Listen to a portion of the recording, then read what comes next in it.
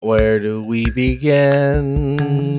In Star Trek. Dun, dun, dun. It stops. Let's begin at the beginning. Star Trek To and beginning? other things. It's We're a gonna children's hospital offend joke. Some people Oh, won't I be haven't- offended. I have not seen enough Children's Hospital. I think it was like one of the first couple of episodes, but those like the first season of Children's Hospital like got me pretty good. There's some really good jokes in there. Although I can't remember any of them. Yeah, it's one of those. Began at the beginning. I watch a lot of Dark Place. I mean, there's not a lot of Dark Place to watch, so I just you know, you probably watched watched all the most Dark of Place that exists. yeah, most to all of the Dark Place. But I did end up watching all of Moral Oral because that show gets fucking dark. I love that show. Yeah, that show's fucked up, man. Did you get to watch it like in order? So that's the problem, is that if you watch it broadcast, it's incredibly confusing. Because I remember hearing that from you a bunch of times. So I was like, okay, then how did you watch it? Did you like watch it out of order and then watch it again? yeah, so I acquired it somehow after I wasn't curious. But the Courtesy first of time, using ExpressVPN. you're not wrong. I did. ExpressVPN. If you like VPNs and you like acquiring stuff, Yeah, unacquirable stuff, Yeah. use a VPN. They're completely legitimate means. Yeah. ExpressVPN is, immaterial to to the conversation. yeah. It's just helpful to have ExpressVPN also there All while the you time. are, just to, But, Yeah. See how we naturally segued into the fucking sponsorship? yeah. No need for like awkward. We're naturals. Yeah, we're just naturals. Dude. We're like Just like we're just like fucking. Nah, but then it's a slippery slope. Then we advertise too much. No.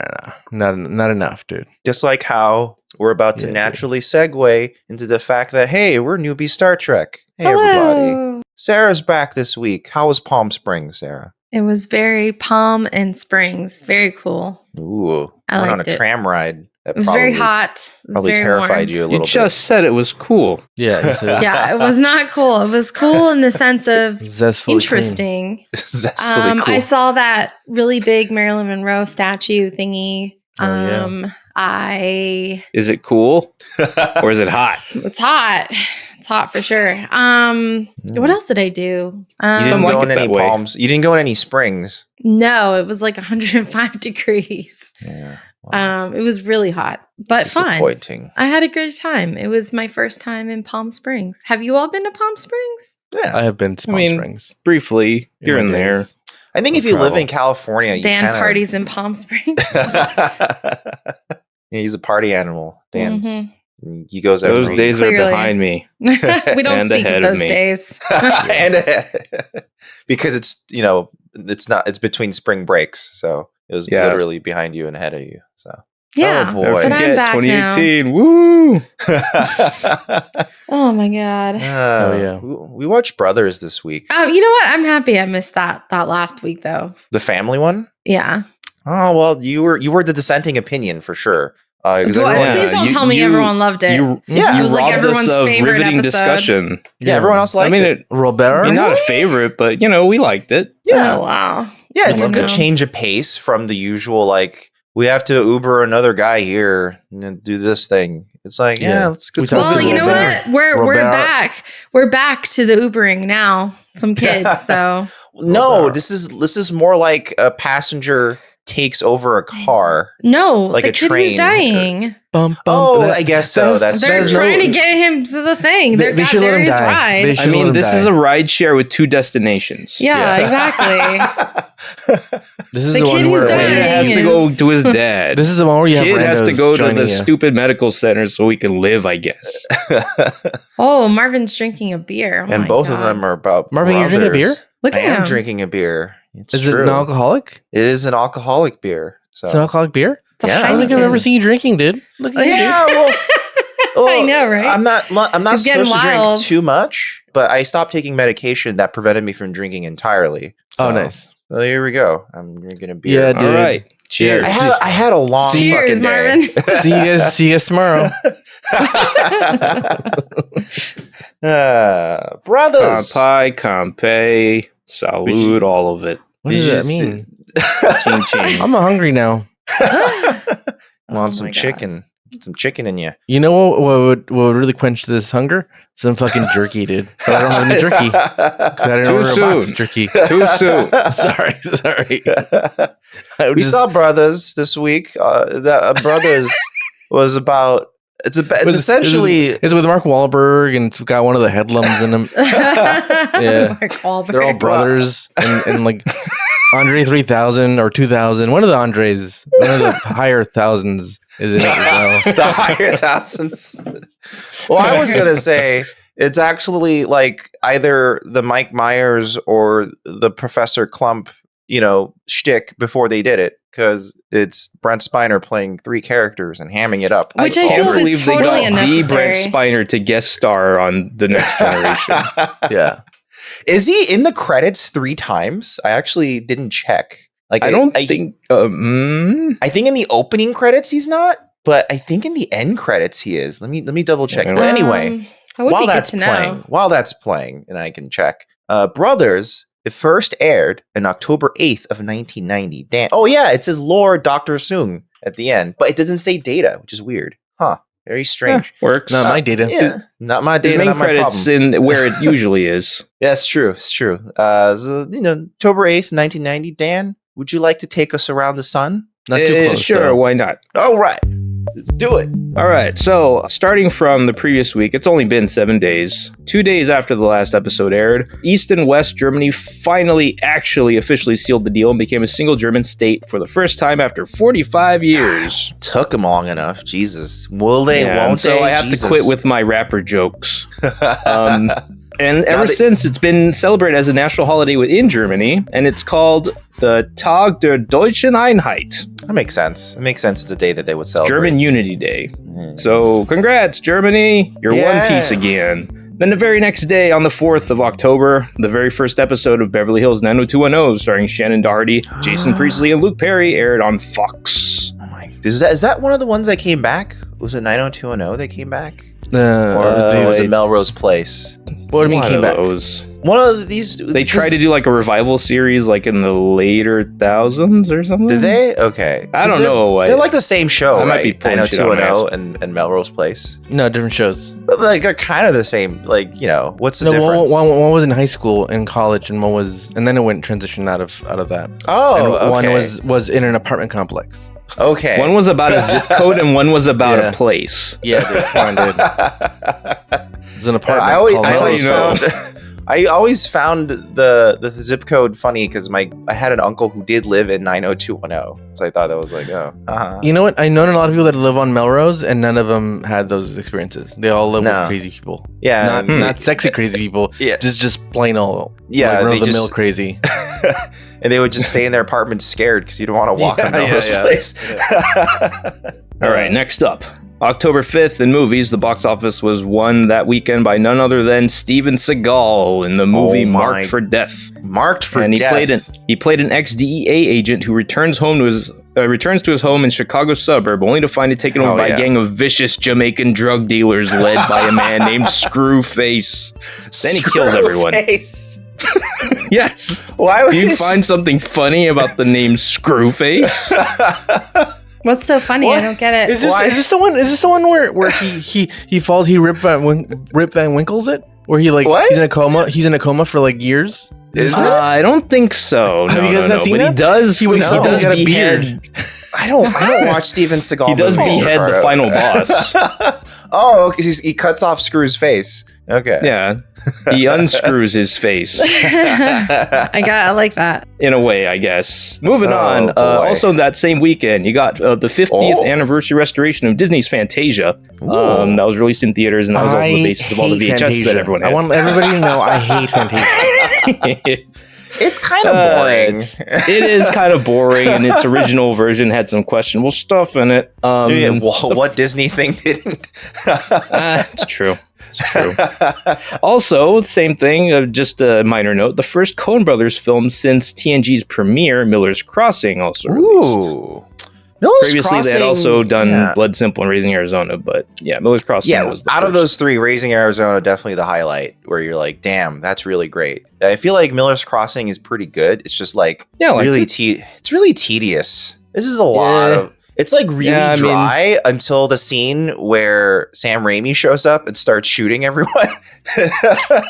And you're like, what? That's a good time. That wakes you up. You're like, whoa, what the fuck's going on? Because he's like laughing maniacally while shooting 2 pistols at the same time at a building. I actually kind of forgot that part. Yeah, it's the best part of the movie because it's the part that wakes you up. It's been a while. All right, I'm not done. Moving on. On the 6th of October, Sega released the Game Gear handheld system in Japan, and it would release in North America about 6 months later. It was an 8-bit full-color competitor to the Game Boy, and you'd think that would give it a leg up, but it was also more expensive, ran through AA's, faster, and had an ultimately lackluster game library. Oh, boy. Still managed to sell 11 million units, though. Yeah, it's kind of crazy that it would take like 6 years before Nintendo would do a full color thing by themselves, though. Well, I think they were definitely prioritizing battery life, and the technologies just didn't really exist for a long time to make it efficient. Because that Game Gear, I remember under the best of circumstances. I mean, not only was it full color, it had a backlight too. Yeah, so it was really eating up power. To the point where later Game Gears, they actually revised the Game Gear quietly in the background like 3 or 4 times. And as it went on, it got dimmer and dimmer on purpose because they were like, this is killing batteries. And I remember on a camping trip, a friend of mine brought his Game Gear and we were playing the Lion King game and we just could not finish the game. It just runs out of batteries. It's impossible to finish. How many batteries did he bring? I think we bought enough to like swap it 3 times. No. But there's nowhere to save either. What are you thinking? I remember I had 2 Game Boys because when the Game Boy came out, my grandmother had bought me a Game Boy early in the year or whatever, like early on. And then my parents bought me a Game Boy for Christmas, and my grandmother gave me the Game Boy as well, but she couldn't return hers. So I had opened up the one my parents gave me already. Double Game Boy. So I had 2 Game Boys, one for the car, one for the home. Yo, you could trade Pokemon with yourself. Wow. Yeah. Well, you could do that legit. You actually, it was actually a while before Pokemon came out since you got the Game Boy. Yeah, because I didn't get Pokemon for a while. There was no Pokemon for I don't remember any Tetris Pokemon. And other games. Mario Brothers years before the US market. Yeah, Mario Brothers. Yeah, Mario Land was there. Super Mario Land. Kirby was a big thing. Yeah, Kirby was there. Yeah. But I lived in a household where all we played was Tetris because we could not buy another cartridge. Essentially, we just played the one that came with it.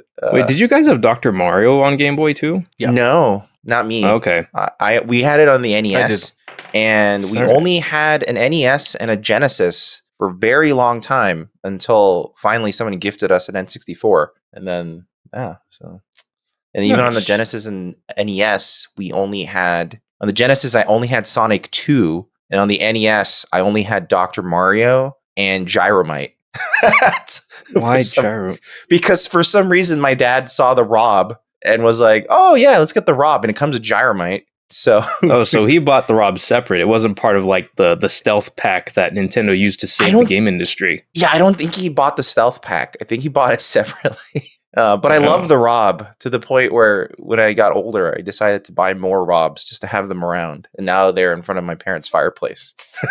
And even when close to mint condition, they don't really work. No. And when they're not mint condition, they can't do anything. I remember our friend Nate wanted to make a complex system because for people who don't know, the ROB is just like a little toy that responds to like flashes on a screen. So depending on the number of flashes that flash really quickly on a screen, it looks at it and it knows where to turn left, go up or down, grab, etc. And it's supposed to grab a top or press a button. And our friend Nate wanted to turn a ROB into like a guitar pedal, like a really overly complex guitar pedal. This is the same Nate who composed our theme song. Yes, Nate, our friend Nate, who composed Earl Grey Hot, which is the theme of the show, and also Around the Sun, which is the theme of Around the Sun, the Around the Sun section. But yeah, that's a long segue. Another thing we should probably mention is that Nichelle Nichols unfortunately passed away. For people who don't know, and if you're listening to a Star Trek podcast, how could you not know? Nichelle Nichols played Uhura on the original series. Yeah, I guess I'll just mention through my research a couple really cool things that I learned about her in case that you listener are also a newbie and have not known these things about her, because she had a pretty incredible life. I'll be honest with you. I don't really know much about Nichelle Nichols' actual life. Yeah. So lay it on us. Yeah, if you're going to live a life, this is quite the life to live. She makes us normal people, feel pretty meaningless in impact for sure. So, as everyone probably knows, she was one of the first Black women to be featured on a major television series. Basically, the story goes is towards the end of the first season, she was given an opportunity to take a role on Broadway, and she said that she definitely prefers the stage to television, and she wanted to take the role. And she resigned. She told Gene Roddenberry that, I'm done. He tried to convince her to stay, but she said no. And she ended up taking the weekend to think about it and went to the NAACP banquet that was happening over the weekend and was told that a fan really wanted to talk to her, and she thought it was just a Trekkie. And she looked across the room to who the fan was, and it was Dr. Martin Luther King walking towards her. And he said, "Yes, Miss Nichols, I am your greatest fan." He said that Star Trek was the only show that he and his wife, Coretta, would allow their 3 children to stay up and watch. Oh, wow. She basically explained to Dr. King about her plans to leave the series because she wanted to be on Broadway and all of that. And he said, you cannot, for the first time on television, we will be seen as we should, referring to African Americans. We will be seen as we should be seen every day, as intelligent, quality, beautiful people who can sing, dance, go to space, who are professors, lawyers. If you leave, the door can be closed because your role is not a Black role and is not a female role. He can fill it with anybody, even an alien. So she decided that she would stay. I mean, I feel like that's a pretty big person to, And basically when she told Roddenberry that what Dr. King had said, tears came to his eyes. And he basically tore up her resignation letter, which is kind of a weird thing to do, but okay. Without her saying anything. She was like, wait, that actually didn't change my opinion. Like you said all that stuff, but I didn't say anything yet. Yeah, exactly. Like, wait, I'm still resigned. Well, apparently he had already torn up the letter, so it was kind of like what if he hadn't talked to her? That'd be kind of awkward. It's like, oh, I already tore up your letter, Yeah, but that is okay. It's just a funny image because it's like, well, just because you tore up the letter doesn't mean she can't leave. Yeah. I mean, maybe back in the day, that was the thing, the rule or something. I don't know. So she famously kissed white actor William Shatner as Captain James T. Kirk in the episode Plato's Stepchildren. Yes. So it was cited as the first example of an interracial kiss on U.S. TV. I guess it happened about 1 year after the Supreme Court ruling on interracial marriage. So pretty kind of fresh in this new life of interracial love and things like that being legal, which is crazy. I think that kiss was later turned into a joke in Futurama by Nichelle Nichols. Yes. Which she says when they describe their acts of heroism and Nichelle Nichols says, in season whatever, I kissed Shatner. Yeah. Well, it's funny because when they shot that episode, they actually recorded one take of that scene without the kiss because they were very worried. Oh, God. So they tried it and they showed it in dailies. And then they were like, wow, that scene really sucks without that kiss. So they went back to one of the takes with the kiss. But they had like a backup because they were like worried politically. But, I'm glad they went with the good one. During that time, it was very controversial. It's a very turbulent thing to have happened. Oh, yeah. So, good on them. Good on them. Did the right thing. Yeah. She worked with Gene Roddenberry before Star Trek. Yeah, that's true. And also she had created the character of Uhura. I can't pronounce this. It is difficult. It is a difficult. She auditioned for a track, but when she walked in, she was carrying the novel Aurora. which is Swahili for freedom. And she told the Wall Street Journal that Jane said he really liked the name of the book and he wanted to use the title as her first name. And she said, why don't you do an alliteration of the name Arua and soften the N and make it Arura?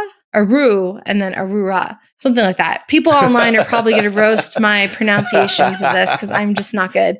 He said, "That's fine. You are Arura, and that belongs to you." And she helped develop the backstory of the character. She also sang with Duke Ellington's band at the age of 16. So she was a dancer, a singer. She has jazz albums. She has a pretty good voice. She also, later in her career, she worked recruiting POC women, Black women, to NASA. She recruited both Guyon Bluford and Sally Ride, which was the first American woman in space and the first African American in space as well. And she also brought on Charles Bolden, who is the current administrator of NASA. And she also has an asteroid named after her. Wait, which is pretty cool. She brought on like one of the heads of NASA? Yeah.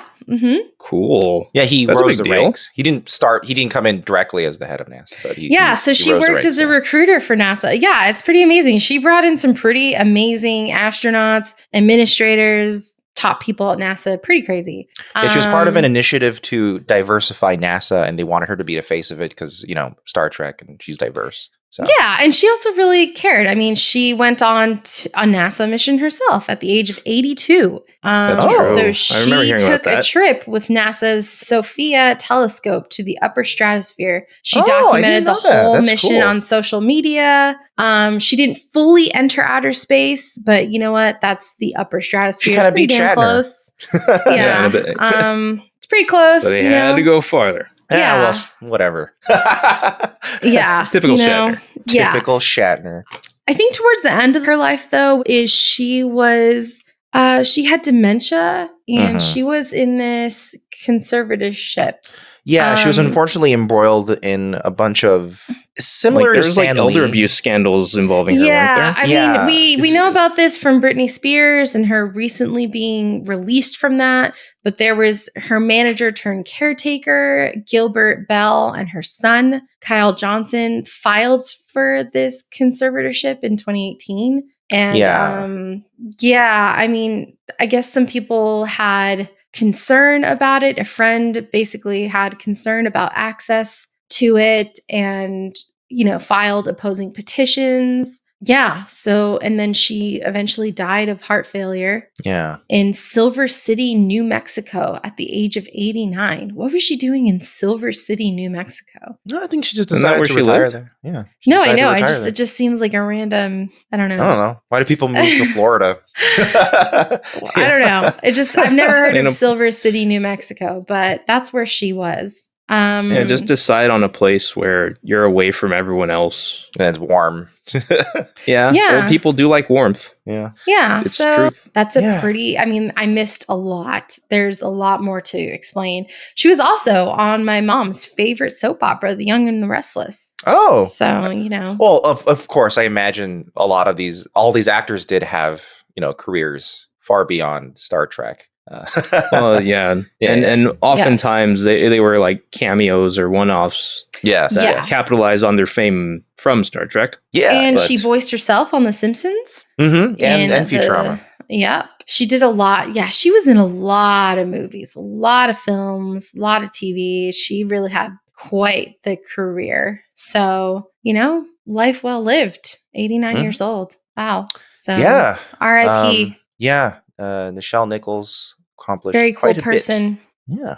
Very cool person. Talk about, you know what? Honestly, this might be controversial. I mean, I think she's way cooler than William Shatner.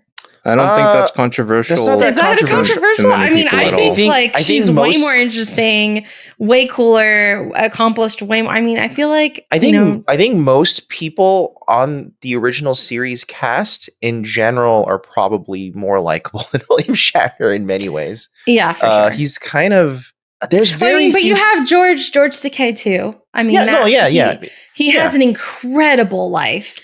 George Takei. Yeah, I mean, not to detract from Uhura and Nichelle Nichols, but George Takei's career and life has been really interesting as well. Very fascinating guy. Yeah, has been through a lot. I mean, you could look at any one of the actors from the Star Trek original cast and find a very fascinating life. Yeah.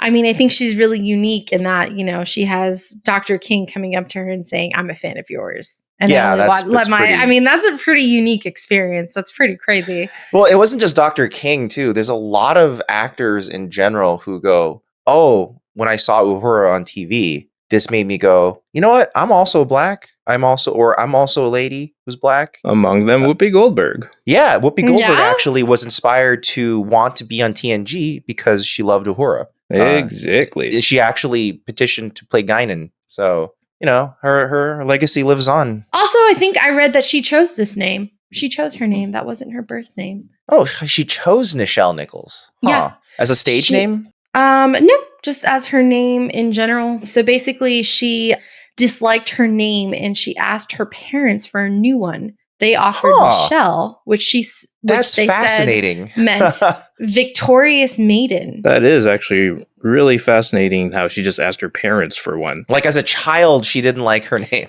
Yeah. So her birth name is Grace. Weird. Nichols.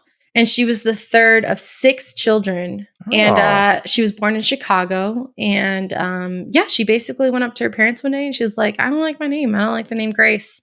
And they're like, "Well, what about Nichelle?" And she's like, "Yeah, she definitely looks more like a Nichelle." Yeah, she doesn't look like a Grace. So she picked her name. I mean, her parents were like, "What about this one?" And that's that. Well, so rest in peace. Yeah. You very cool lady. Don't have there's no way to make like a classy segue to our sponsors from there. So I'm just going to be like, also ExpressVPN. Hello. Listen, ExpressVPN, our sponsor. Let's do this really quick because listen, ExpressVPN is really quick and also located in 3,000 servers in 160 locations spanning 94 countries. You can install it on almost any app. And it's one of the most secure VPNs in the world. And it actually works with Netflix, other streaming services. And if you head on over to expressvpn.com/newbie Star Trek, you can sign up for 12 months and they'll give you an extra 3 months for free. That makes the whole thing 49% off.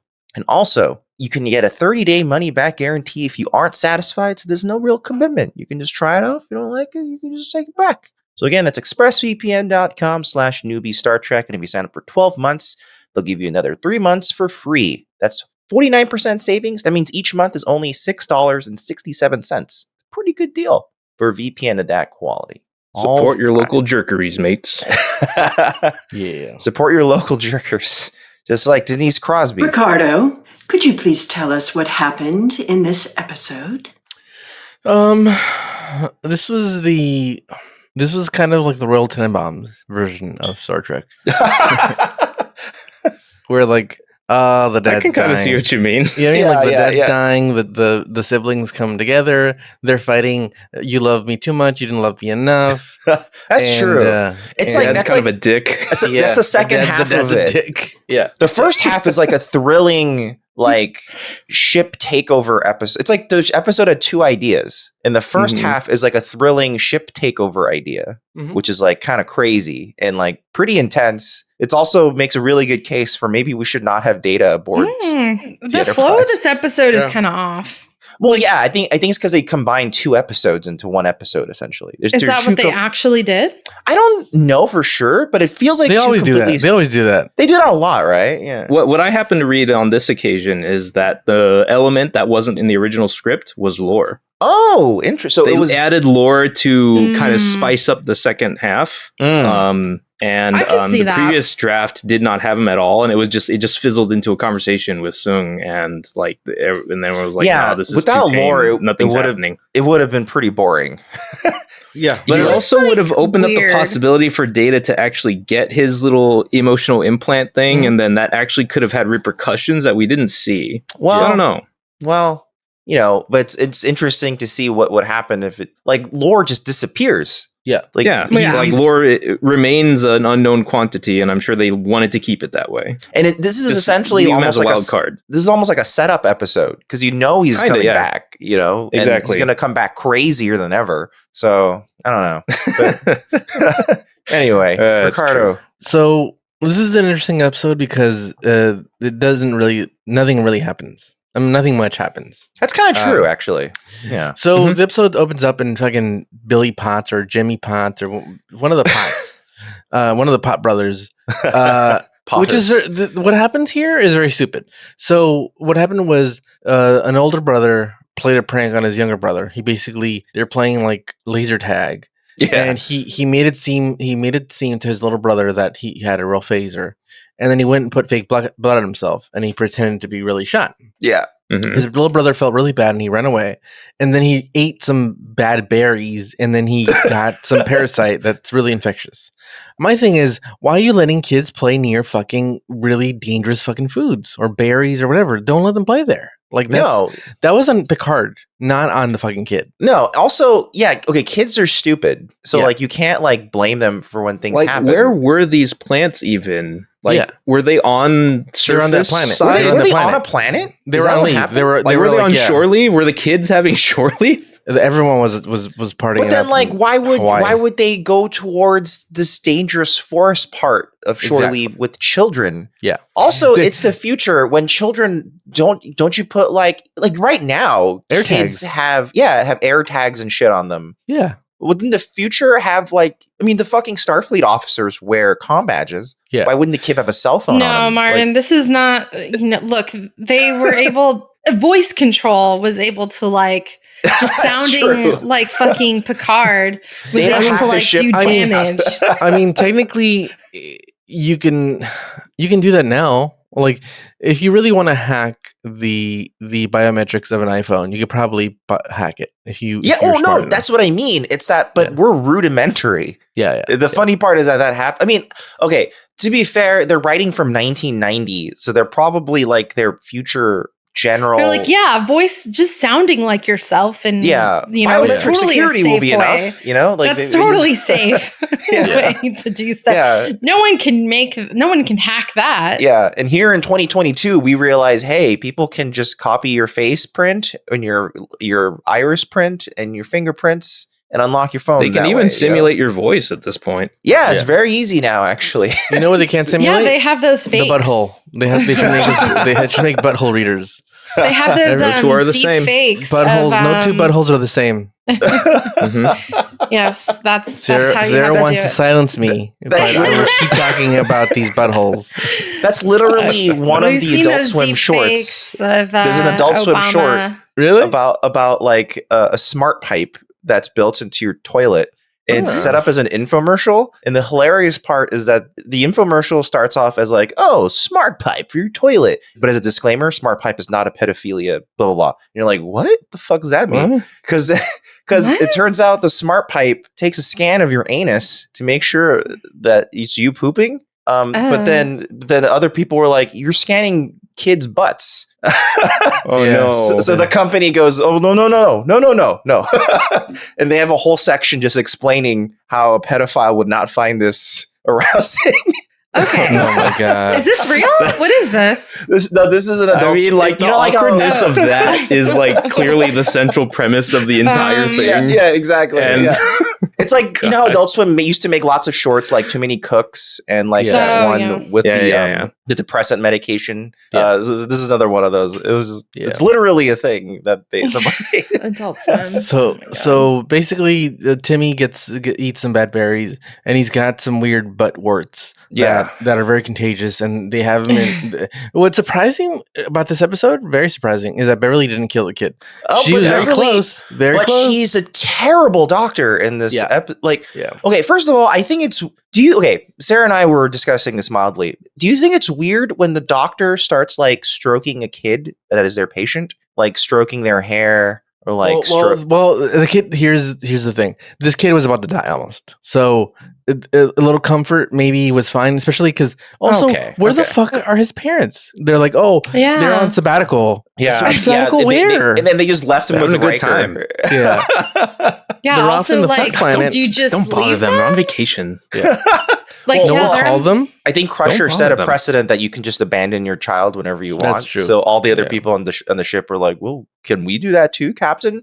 And then Picard goes, "Well, I can't play favorites, so I guess you can drop your kids off too on this dangerous starship that just 2 episodes ago was almost destroyed by the Borg." Yeah, so. and that has a out of control ready room, or what is it called? The simulation room. The holodeck, the danger room. Yeah. It's a danger room. Yeah. So basically, Riker's reprimanding this kid, like, you piece of shit. You shouldn't have scared your brother.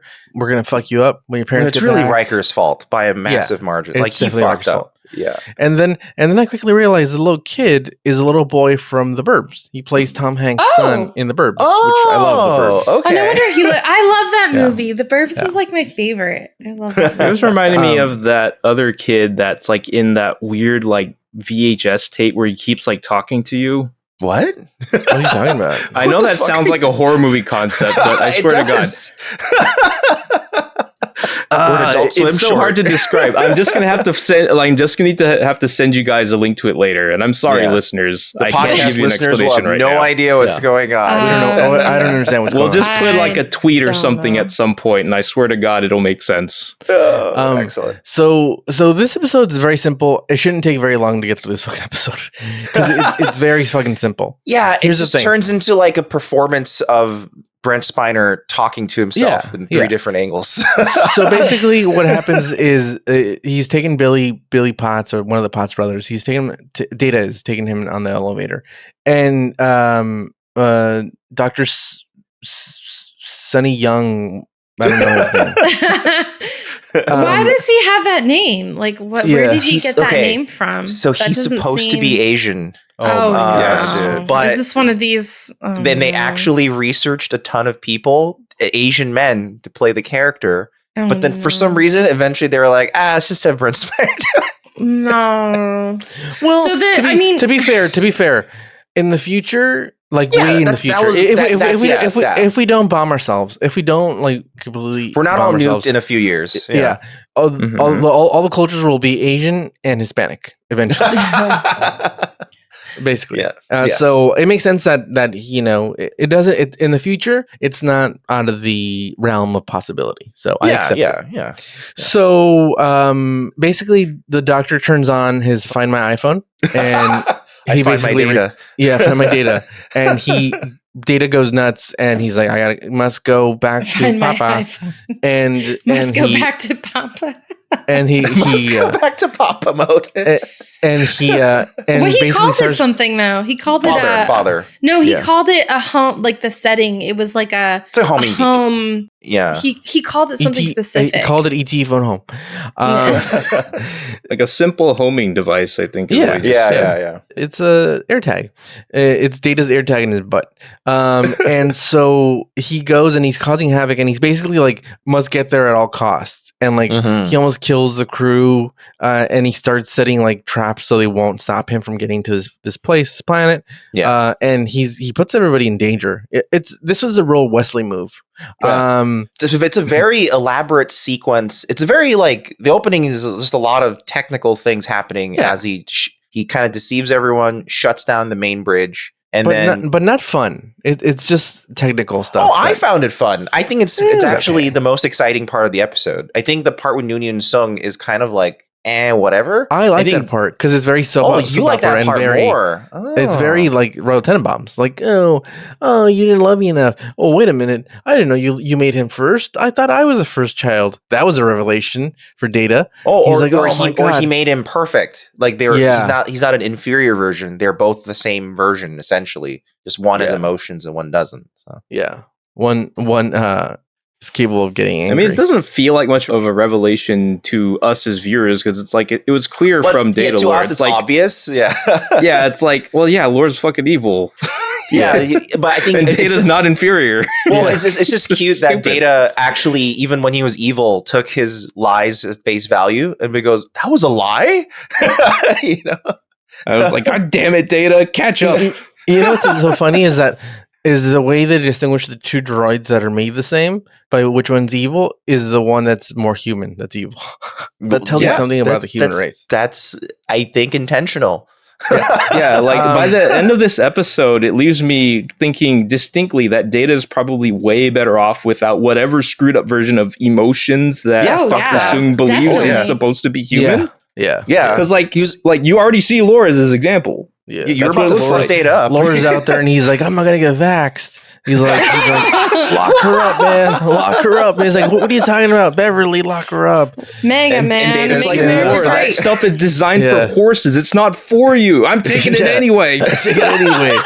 He's like, Data is like, it's very illogical to not be vaccinated. It makes no sense. Makes the Federation great again. No.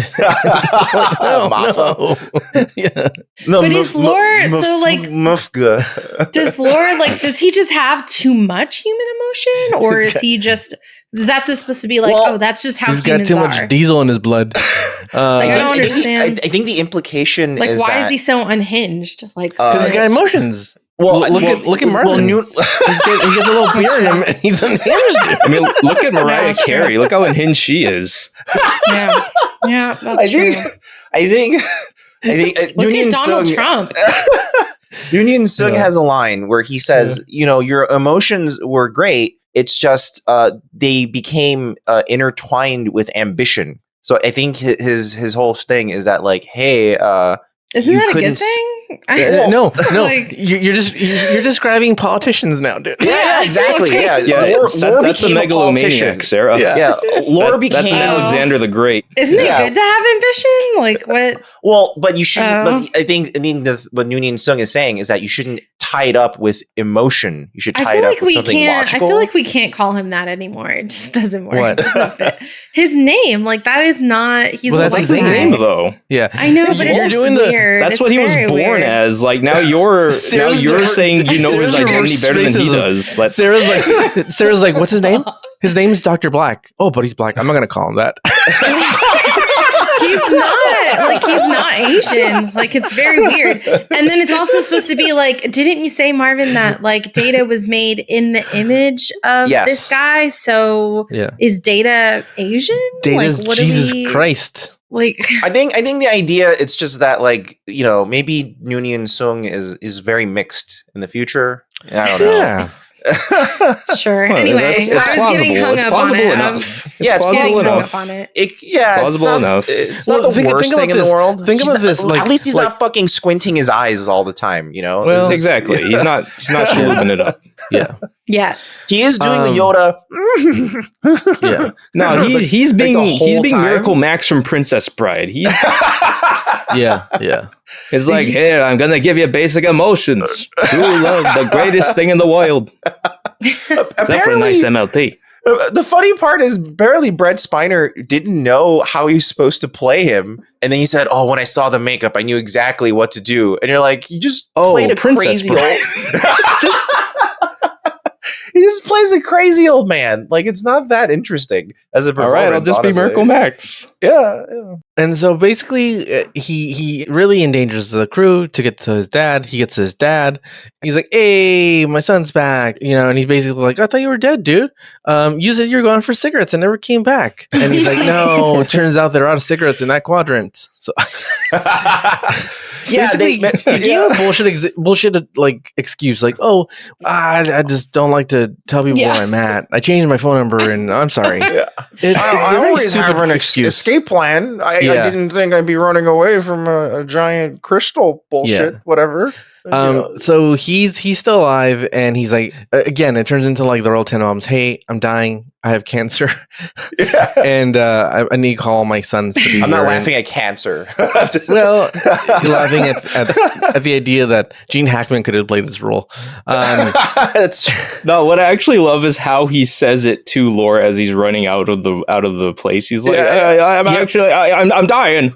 I'm not now. Yeah, but you know what's really weird about that is Lore was just like, what do you mean? You look great. Like, what are you talking about? You don't look like you're dying. He's a look at you. Look at you. This guy does not look good at all. He looks like he's dying. He looks dead, to be honest. He doesn't look like a human being. No. Star Trek looks like an alien. Star Trek has this problem where when they try to make someone look old, they turn him into like some monster. We've talked this repeatedly. Yeah. Well, okay. It's kind of unavoidable with Brent Spiner in particular because it's like, well, we have to make him not look exactly like Data. Well, we have to do something to make him look different. He's actually supposed to look exactly like Data. That's actually the point. Like, if this is a minor spoiler, but you will see flashbacks of Dr. Noonien Soong young, and it'll just be Brent Spiner. So it's like he's supposed to look exactly like him. They just Brent Spiner's spine. That's a good one. Okay, never mind. My bad. I gave the showrunners too much credit. It's just here's the thing: is I feel like no one in like making movies like will look at their parents. Like they I don't know what they hear, but they're like they're like what do you mean? What do you have to make old people makeup? They're too afraid to look at real old people. And it says just turn around, look at your dad, and you'll see how he's not much different than you. He's just a little older, a little wrinklier. Maybe the hair's a little. He's like, no, I'm not that old. I'm not that old. I'm not. Yeah. This is what an old person looks like. They look fucking like monsters. Yeah. They look like fucking ghouls. So like all their hands are like gnarled clubfoots. Yeah. And why does Lore keep telling him he looks amazing? Like, you don't look sick. You look amazing. What are you talking about? He's playing that like kid who's in denial about their parent. Like, dying. It's like no. He's a Data. You're fucking out of line. Dad's fucking healthy. Look at him. He's jumping around, kicking, like sliding on ladders. He's fucking Heart great. Attack, never stop, old Big Bear. Wait. He's got his dinosaurs. He's got his science experiments. He's good. His skeletons. So when Lore, his fucking skeleton. his bust of Socrates in the background. All this like stereotypical ass like 90s era lab stuff. Yeah, it's just like set design was like, what do we need to make this week? We need a crazy man's lab. He lives in the set of Beekman's world. It's almost just like that. It's just there's just no black voids. And I can imagine him saying bada bing, bada boom, bada Beekman. Oh yeah, you could totally say that. Yeah. But I was gonna ask, do you think when at that point Lore is lying when he's going, oh, you look healthy? Do you think he's led by his emotion? He just but then why did Lore want to kill Dr. Soong? Because he's emotional, dude. Sometimes you love your parents, sometimes you hate them, dude. Okay, that makes sense too. Okay. Yeah, he's like, Papa, you can't be dying, but I was never your favorite. Fuck you. I have to kill you. Yeah. This is very much from like old age, you old man. This is very much like Royal Tenenbaums and The Godfather. Lore's like Fredo mixed with like Sonny. Like played by Mike Myers. Like hot-headed, played by Mike Myers. Yeah.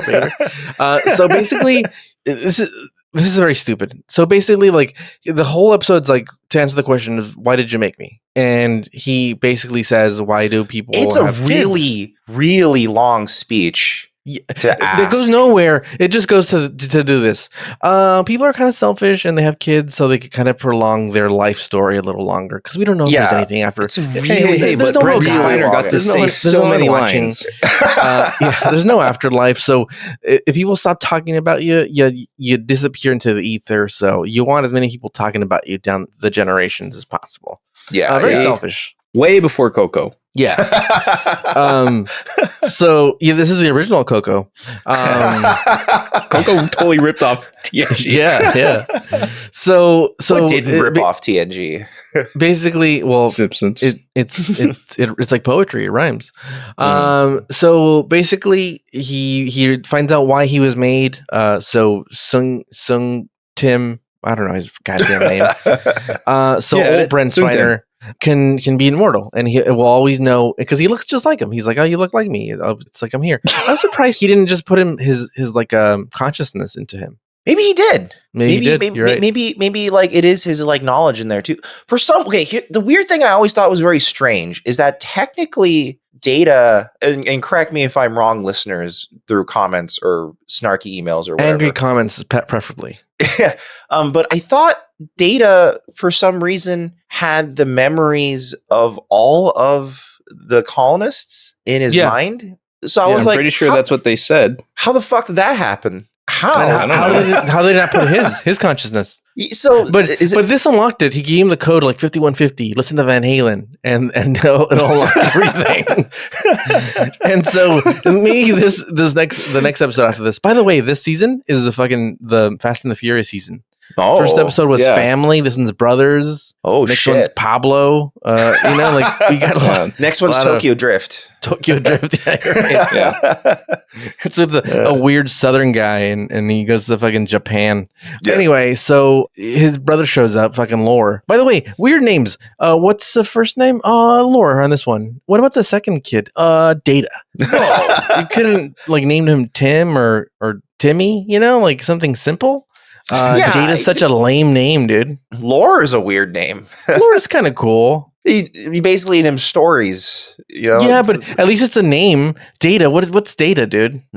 That's true. Nothing. Data's like a name you would choose to give a robot in general. Yeah. And like Lore is like, I guess people are named Lore. Like, I had a friend. Maybe it was named his cat Gato, which is Spanish for cat. Yeah. So what do you know, dude? Yeah. People are weird. I guess. They should have done it like folklore. Data. Data's name is Folk. Yeah, Lore. Mr. Folk. I'm just and being his dad creative. was fucking Mr. Real Folk Bob Blues. Dylan. Come over here. So we got a Street Fighter character named El Fuerte. That's true. So basically, Lore shows up and he's like, "God damn it! I've been floating in space for 2 damn years." Yeah. In the Fortress of Solitude, bunch of idiots. The Apocalypse. Yeah, the Apocalypse are what saved him. So those Apocalypse are dead. Lore, they're probably fucking dead. Lore almost certainly killed them all. And I'll admit it. Pac-Lids probably deserve Lore. Yeah. And there's this scene where he's like, you just fucking left me there in pieces, blah blah. And then the strangest acting choice is Brent Spiner starts just touching everything, like everything on set. He starts touching. He's just walking around, just touching everything. Yeah. It's very strange. Like, I'm a drummer now. Yeah. Why? I'm a drummer. So basically, this dude, old Lore, he made a chip for Data so they can so they'd be exactly the same, basically. And then for some reason he has all this energy and he's like, I'm tired. Before the surgery, I'm gonna take a little 20-minute nap. It's really weird. It's a very strange. It's weird. That was so weird. He was like, you know what? I'm tired. I don't want to do fucking. And it was so performative and obnoxious. It's such a fucking boomer move to be like, you're gonna go to bed. Why? Answer this question. They don't explain this at all. Why did he switch costumes with Data? Like, how did he trick him, dude? Data's fucking stupid, dude. Because he knows his brothers. Yeah. We know Data knows Lore is evil. Yeah. Don't ever take your eyes off him. He said Lore surprised me. It's like, how? He's like Data. He's like, Data, what size are you? You think we're the same size? He's like, yeah, we're the same. We're the same. He's like, nah, I think you're a little bigger, dude. Let me try on your costume. He's like, let's get naked, trade fucking clothes, and see how it fits. And he's like, I don't know, dude. You're a pretty good liar, but this seems like a good scientific way to figure out if we're the same size. Sure. Yeah. And so he fucking Lore trades fucking clothes with Data. With Data. Does this phaser look clean to you? Can you look down the barrel of this phaser? Is it the barrel look clean? Remember that last time I deactivated you? Yeah. Here, let me teach you what you did wrong. Yeah. Let's get into position. Yeah. Let me show you how you stop that. So basically that off button looks dirty. Let me clean it. Old Lore does the surgery and then he wakes up and he's doing fucking show tunes. Fucking nuts. Yeah. He's double emotional now. Yeah. He's not my doctor, not my problems. And he starts the singing that song. I was like, as soon as that happened, I'm like, something's wrong. Yeah, and then he had a button under his nail, which is nutty. It's a little too obvious to the audience that's just Lore, like because he's acting way too crazy. And also like. They never explain like what the chip's gonna do to him because the chip wasn't made for him; it was made for Data. So he's like, "Oh no, you tricked me!" And this is I think that's what they're setting up. I think they're gonna be like, "Well, we'll find out in another episode." Yeah. He's gonna do. And he starts drumming on everything. He's like, "You gave me sweet fucking Neil Peart." like chips. We're now like drumming on everything. And so there's like 3 Rush fans that are like, fuck yeah, dude, a Rush reference.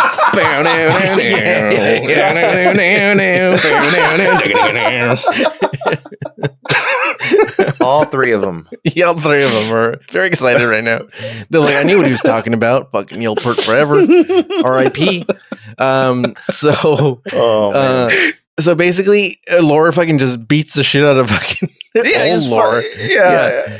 And then he's like, fuck you, man. And he sings it though. He's like, ba-ba-da-bum-bum, I'm gonna leave with my fingernail escape pod. Bum, bum, bum, bum. And then what the fuck is that? What is that? Yeah. I don't know, dude. Does he have a transporter built into him? It's cool. It's cool though. I do dig it. It's something unique. He calls a thumb drive. Yeah. He's like, keep all the information in my thumb.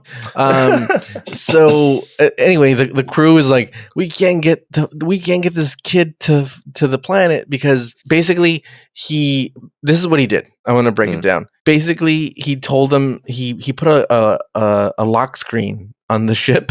When he left. And then it feels like the crew put in the password too many times and they're like, you're locked out for like 10 minutes. Sorry. And they're like, you have to get the original code and then we'll unlock it. And they're like, we don't have the code. Your admin. This is actually for technical acting because Brent Spiner had to lip sync with a different recording of Patrick Stewart saying all these numbers. That's that was crazy. Like I drew it as a clip just because it's fucking crazy. Brent Spiner had to lip sync this entire thing. 173467321 Charlie 32 789777 643 Tango 732 Victor 731178888 732 4767897 64376 lock. It's sped up though. It's sped up though. But Brent Spiner, even though it's recorded and sped up, I know they could have sped up the other one too. You think they sped up his footage? Yeah, I think they did it slow on both of them, and then they recorded it, and then they sped it up in post. Okay, but did they have the ability to correct for pitch in post back then for audio? Dude, it's Star Trek, bro. They have a bunch of money. They can do whatever they want, dude. Wait, why would they need to correct for pitch though? Well, if it's faster, it sounds like yeah. Or like, hey guys, I'm like Captain 2456 Delta. You know, like.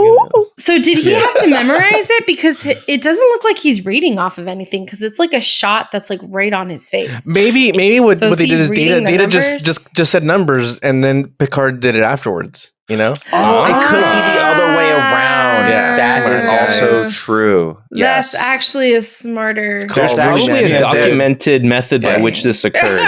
Mark will actually tell us how it happened. Yeah. I looked it up. I couldn't find anything specific. That's actually way smarter to just have Data say random There's your numbers. question for your next convention, con-goers. Whoever you can get a hold of who knows the answer to this question, ask it. In season 4, episode 3, there's a lip sync thing. Who did it? Was it Picard? How was that done? Patrick Stewart or Martha Stewart? So basically, fucking the old man's dying, and he's like, "Hey, what do I do? I don't know the code." And he's like, just play some Van Halen and it'll unlock your mind, dude. Gives him the 5155 code. They just changed it by 5 digits, but we know that they wanted to go with 5150. So basically he unlocks the memory. He's like, "Oh, I know how to fix it." And he's like, "Riker, I didn't know that I did that." And Riker's like, "Don't worry, buddy. We'll talk about it later." Yeah, we want to know what happens, dude. Yeah. Also, how can Data ever be a Starfleet officer again? Yeah, it's like apparently you have a bunch of like ghost protocols. He is a massive security risk. Activation triggers. Yeah. Like if Noonien Soong could do this, like pretty much anyone who gains access to that homing beacon can do this anytime. Yeah, and also how does Starfleet not come in and go, do you guys seriously like it's been like 5 years since you guys have been out here and you caused a lot of havoc, guys. You guys have almost killed yourselves at least 25 it times. hasn't even been a month since your captain killed all those millions of people. Yeah. Also, like you've had this ship for at least 4 years. We've been telling you this whole time to turn on 2-factor authentication. Yeah. And none of this would have been avoided if all he had to do was send a text to Picard's tricorder. Yeah. And he goes, "Oh, I will approve this login." Yeah. God damn it, dude. This is bullshit, dude. So he basically remembers, and all's well that ends well. Because he goes back up and back to being his old. They don't go, hey, everyone's fine. No one's scared. Let's run an antivirus on this thing because like it could be a problem next time. No, they're like, oh, it's fine. The kid's gonna make it, so we're all good here. No problem here. Starfleet. We're out of the woods. Everything's fine. Yeah.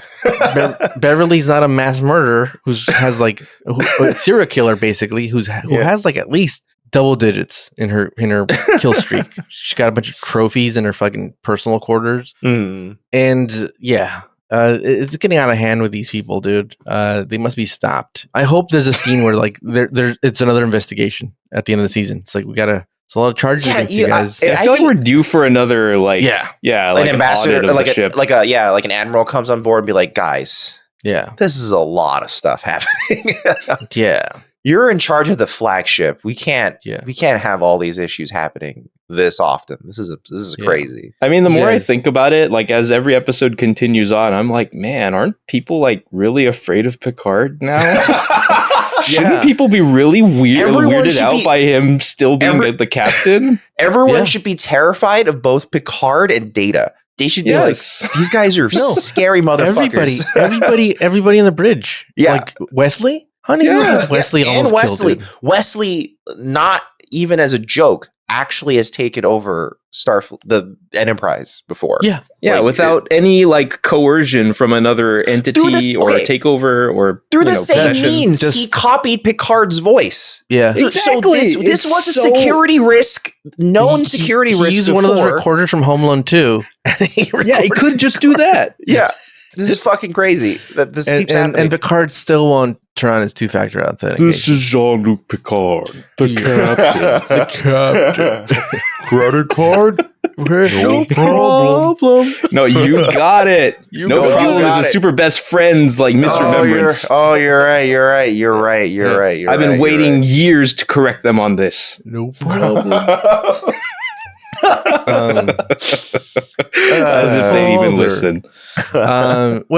All's well that ends well. Picard's back. No chips on his head. I don't know how they took him off without any scars, but sure. And we get another parallel with, see, those brothers made up. Aren't you gonna make up with your brother Data? And the audience is screaming no, because Lore is evil. You know what's crazy? You know what's crazy is that they make holodecks, they make tricorders, they transport people, they basically kill them and clone them somewhere else. They have the I think I said this, the holodeck. They have a bunch of stuff, a bunch of technology, but they can't figure out how to regrow hair. They can't. You think you'd? It's the style to lose hair. It's the style to lose hair. You think there'd be a little like a little microchip that you'd put on top of your bald head, and it's a hologram of hair. It was or look. Yeah, this is a world where they can replicate body parts, replicate hair. Yeah, it would probably just be like a thing. Get a bunch of hair. And no. It on it's probably just like a gel, and you just rub it on your head in like an hour. You have a full head of hair. You know, you're like Fabio. Yeah, like, what was that? I don't know. They have the sonic showers, all this stuff. They still can't grow hair in fucking Picard. Like that's incredible, dude. That's bullshit, dude. Rogaine technology was lost in the Third World War. They can never get it back. They don't know what makes minoxidil. Dr. Rogaine, first and last name Rogaine. Dr. Rogaine. The long line of Rogaine doctors were vaporized. Dr. Joe Rogan. Joe Rogaine.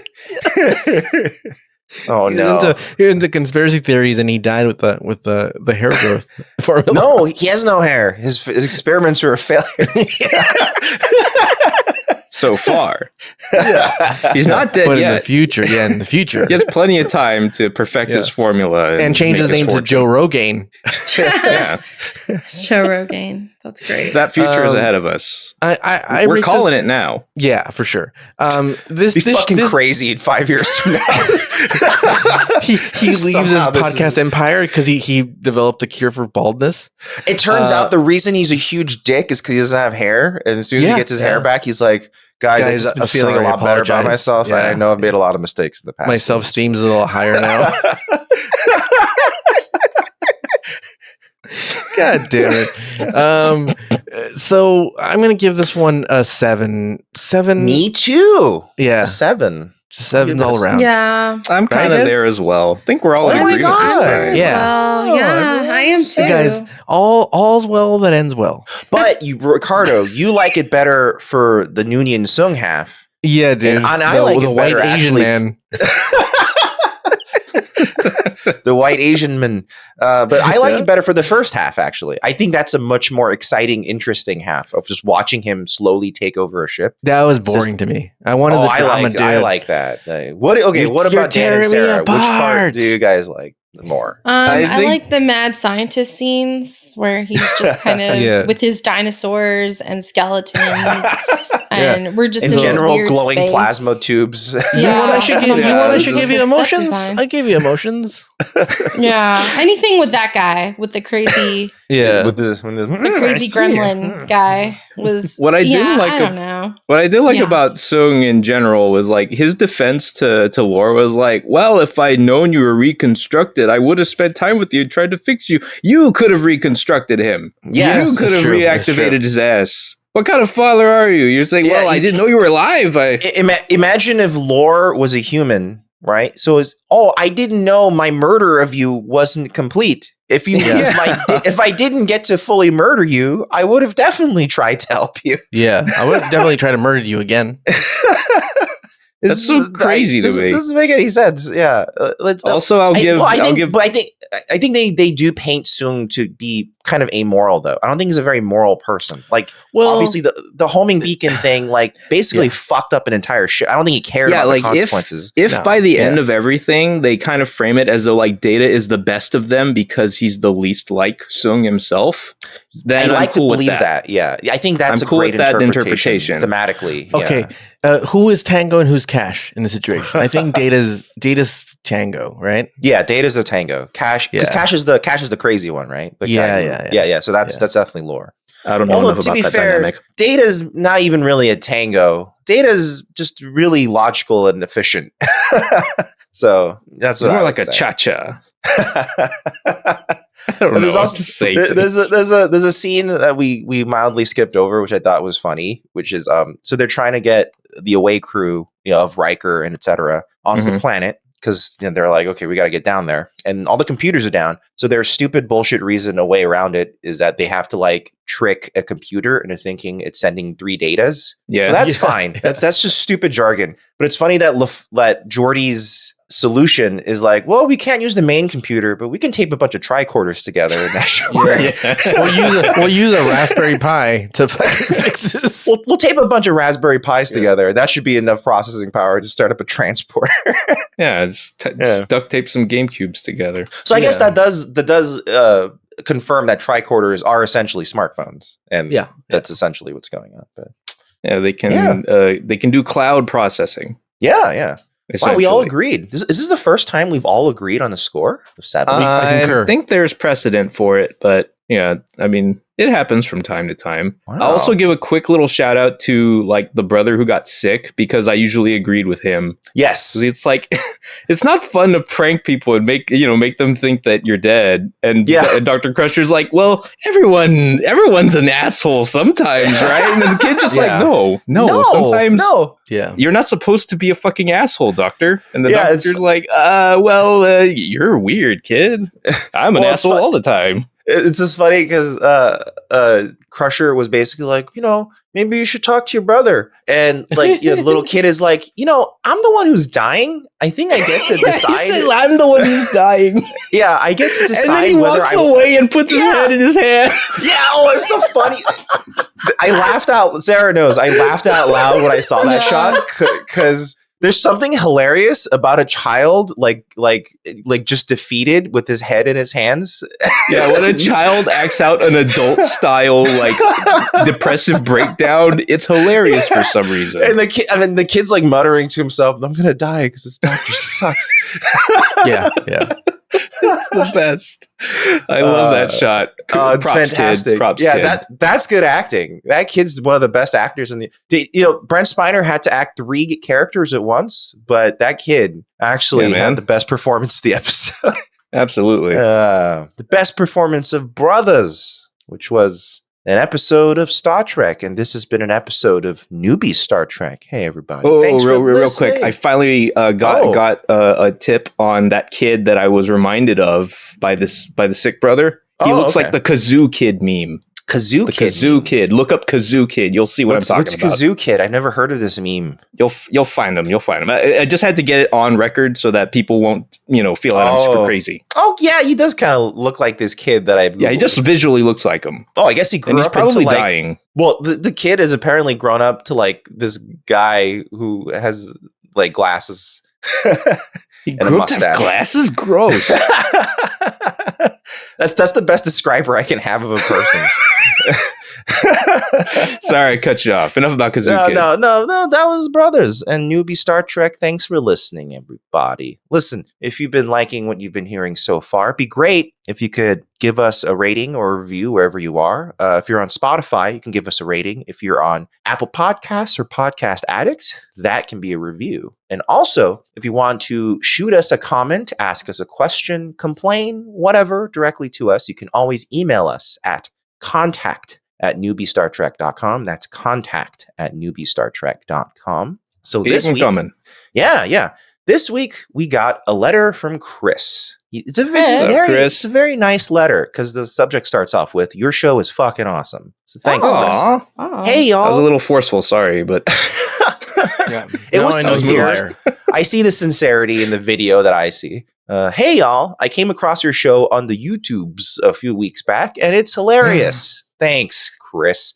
I grew up watching TNG. Like, I'd literally get home from elementary school and watch an hour of Trek before doing anything else. Wow, that's interesting that an elementary school kid was that into Star Trek. It's actually fascinating. Time well spent, I know. I agree. That being said, there are questions I'd never think because I saw it all so young, and the obvious problems y'all point out make me go like, oh, damn, Barkley is a hollow slut. Well... I like this guy. I like this guy a lot. I mean, it's essentially, hope y'all are well. Howdy from Tennessee. Cheers. Thanks, Chris, for the letter. Yeah. New York City. Pace pecani sauce. Tennessee is a lovely place. I'm just so poor with humidity. It's just, man. I'll tell you one thing. Bluegrass is the shit. It's true. Yeah. Fantastic. Well, thank you for the letter, Chris. And also, thanks to you for listening, dear listener. If you'd like to listen to or maybe watch more things that we do, we also do other things. We have the Fugitive Frames Film Podcast. We haven't updated in a little bit, but we've got quite a backlog of episodes. We will. Come on, we will. We will. We'll listen. No one's bemoaning. But I was about to say, we have a backlog of things and anyone can listen to. We've got a bunch of cool stuff. Like we did a discussion of Cowboy Bebop, the shitty Netflix version. Yeah, not the good one. Maybe one day we should talk about the good one. Maybe one day as a contrast. There's a new Predator movie coming out. So a couple of things I'll say. Predator retrospective episode? Yes, I'm going to do that. We have a new episode coming out where we talk about some canon films, particularly Street Smarts with Christopher Reeves. And you said it's quite good, right? Like it's like surprisingly really good. It has a very young Morgan Freeman. Oh, okay. I didn't know that about it. Cool. And then we're going to do a Predator thing soon. Yeah, that sounds fun. I think because there's a Predator movie coming out. By the time this episode comes out, it'll be the Friday before that the movie came out. It's called Prey. It'll be on Hulu, and if you want to watch that, and then we're gonna watch all of them. Hopefully. Is it going straight to Hulu first? Like, is it like day and date Hulu. And Yeah, because it's a Fox movie, so. Oh, okay. So they don't mind. They're just doing it. Yeah. Okay. All right. Cool. So then we're gonna have that episode. There's a bunch of things. We also did a Matrix Resurrections episode. We did Mortal Kombat. We did a bunch of movies on there. There's a lot of stuff going on in that podcast. And oh no, this is for the wrong podcast. Never mind. Keep going. Well, now we gotta know. I know. I was gonna say, if you guys are interested, let us know. Send us a message.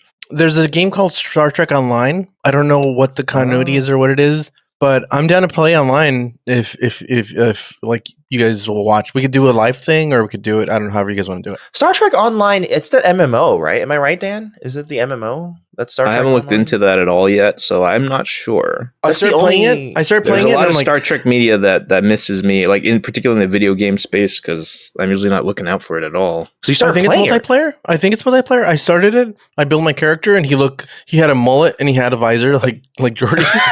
And I'm like, I gotta save it to stream or something because I'm gonna get high and this could be really funny. Okay, maybe we should stream that. Maybe we should stream that on our Fugitive Games channel, where we also have quite a backlog of Let's Plays that Dan and I and Sarah have done.